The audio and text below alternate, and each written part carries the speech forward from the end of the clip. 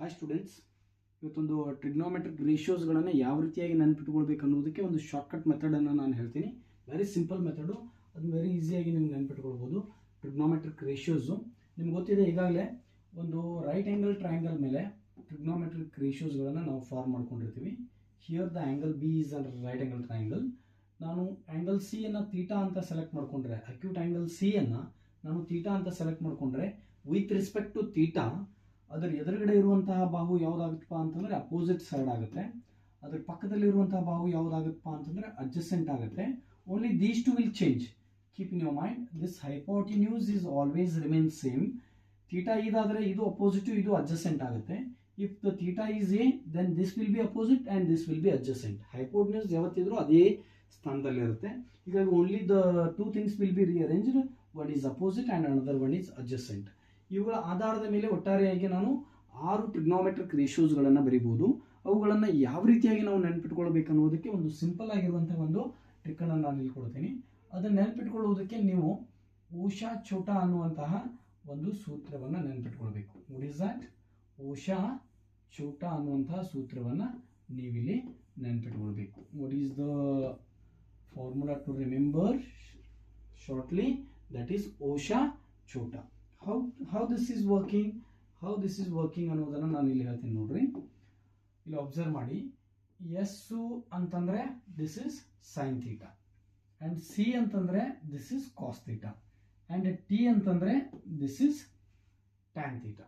ನಿಮಗೆ ಇವು ಮೂರು sine theta, cos theta, tan theta ಗೊತ್ತಾದ್ರೆ ಇವುಗಳ ರೆಸಿಪ್ರೋಕಲ್ ಅಂತೂ 100% ಗೊತ್ತಿದೆ.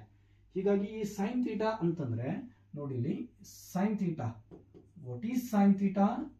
ಸೈನ್ ಥೀಟಾ ಈಸ್, ನೋಡಿ ಇವುಗಳ ಆಜುಬಾಜು ಯಾವ್ದೈತಪ್ಪ ಅಂತಂದ್ರೆ ಇದರ ಪಕ್ಕದಲ್ಲಿ ಓ ಇದೆ, ನಂತರ ಎಚ್ ಇದೆ. ಓ ಅಂತಂದ್ರೆ ಯಾವುದು? Opposite side. ಸೈನ್ ಥೀಟಾ ಅಂತಂದ್ರೆ opposite by hypotenuse. Opposite by hypotenuse. ಅಭಿಮುಖ ಬಾಹು ಡಿವೈಡೆಡ್ ಬೈ ವಿಕರ್ಣ. ಕನ್ನಡದಲ್ಲಿ ನಾವು ಇದಕ್ಕೆ ಏನಂತೀವಪ್ಪ ಅಂತಂದ್ರೆ ಅಭಿಮುಖ ಬಾಹು ಡಿವೈಡೆಡ್ ಬೈ ವಿಕರ್ಣ ಅಂತ ಕರಿತೀವಿ. ಅದೇ ರೀತಿ cos theta. What is cos theta? Cos theta ಅದರ ಪಕ್ಕದಲ್ಲಿ ಯಾವ್ದಿದೆ? ಅಡ್ಜಸೆಂಟ್. ಅಡ್ಜಸೆಂಟ್ ಡಿವೈಡೆಡ್ ಬೈ, ನೋಡಿ ಅದರ ಪಕ್ಕದಲ್ಲಿ ಯಾವುದಿದೆ? ಈ ಕಡೆ ಸೈನ್ ಥೀಟಾ ಪಕ್ಕದಲ್ಲಿ ಯಾವುದಿದೆ? ಹೈಪೋಟಿನ್ಯೂಸ್ ಇದೆ. ದೇರ್ಫೋರ್ ಕನ್ನಡದಲ್ಲಿ ಇದನ್ನ ಏನಂತೀವಿ? ಪಾರ್ಶ್ವ ಡಿವೈಡೆಡ್ ಬೈ ವಿಕರ್ಣ ಅಂತ ಕರಿತೀವಿ. In tan theta, what is tan theta? Sine theta, cos theta, tan theta. Tan theta ಪಕ್ಕದಲ್ಲಿ ಅಪೋಸಿಟ್ ಇದೆ, ಆ ಕಡೆ ಯಾವುದಿದೆ? ಅಡ್ಜಸೆಂಟ್ ಇದೆ. ದೇರ್ಫೋರ್ ಓಷಾ ಚೋಟಾ ಅನ್ನೋದನ್ನ ನೀವು ನೆನ್ಪಿಟ್ಕೊಂಡ್ಬಿಟ್ರೆ ಇವು ಮೂರು ಬರ್ತವೆ. ನಂತರ ಇವುಗಳ ರೆಸಿಪ್ರೋಕಲ್ಸ್ ಅನ್ನ ನೀವು ಡೈರೆಕ್ಟ್ ಆಗಿ ಇವುಗಳನ್ನ ರಿವರ್ಸ್ ಮಾಡಿ ಬರೆದ್ರೆ ಆ ಮೂರು ಕೂಡ ನಿಮಗೆ ಬಂದ್ಬಿಡುತ್ತೆ. ಅಪೋಸಿಟ್ ಅಂತಂದ್ರೆ ಅಭಿಮುಖ, ಅಡ್ಜಸೆಂಟ್ ಅಂತಂದ್ರೆ ಕನ್ನಡದಲ್ಲಿ ಪಾರ್ಶ್ವ. ಓಕೆನಾ?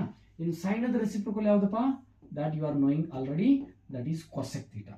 ಕಾಸದ್ದು sec theta. How to remember? Cos ನೋಡಿ ಎಸ್ ದಿಂದ ಎಂಡ್ ಆಗಿದೆ, ಇಲ್ಲಿ ಎಸ್ ದಿಂದ ಸ್ಟಾರ್ಟ್ ಆಗಿದೆ. ಟ್ಯಾನ್ ಅಂತೂ 100% ಟಿ ಅನ್ನು ಹೊಂದಿದೆ, 100% ಮತ್ತೊಂದು ಟಿ ಅನ್ನು ಹೊಂದಿರುವಂತದ್ದು ಕಾಟ್ ಥೀಟಾ. ಹೀಗಾಗಿ ಕೊಸೆಕ್ ಒಂದನ್ನೇ ನೀವು ಚೆನ್ನಾಗಿ ನೆನಪಿಟ್ಕೊಳ್ಳಿ, ಸೈನ್ ದ ರೆಸಿಪ್ರೋಕಲ್ ಕೊಸೆಕ್ ಅಂತ. Therefore cosec opposite by hypotenuse ಇದ್ರೆ this will be hypotenuse divided by opposite. And sec adjacent. ನೋಡಿ ಕಾಸ್ ಅಡ್ಜಸೆಂಟ್ ಬೈ ಹೈಪೋಟಿನ್ಯೂಸ್ ಇದ್ರೆ ಇದು hypotenuse divided by adjacent. Therefore cot tan ಏನಿದೆ ಅಪೋಸಿಟ್ ಬೈ ಅಡ್ಜಸೆಂಟ್ ಇದೆ, ಹೀಗಾಗಿ cot ಏನಾಗುತ್ತೆ? Adjacent by opposite ಆಗುತ್ತೆ. Therefore these all the 6 trigonometric ratios ಅನ್ನು ನೀವು ಚೆನ್ನಾಗಿ ನೆನಪಿಟ್ಕೊಂಡ್ರೆ 100% ವೆರಿ ಈಸಿಲಿ ನಾವೇನು ಮಾಡ್ಬೋದಪ್ಪ ಅಂತಂದ್ರೆ ಇವುಗಳನ್ನ ಎಕ್ಸಾಂಪಲ್ಸ್ಗಳಲ್ಲಿ ಯೂಸ್ ಮಾಡ್ಕೊಳ್ಬಹುದು. To remember that what should be remembered? ಓಷಾ ಚೋಟಾ. What should be? ಓಷಾ ಚೋಟಾ. Thank you.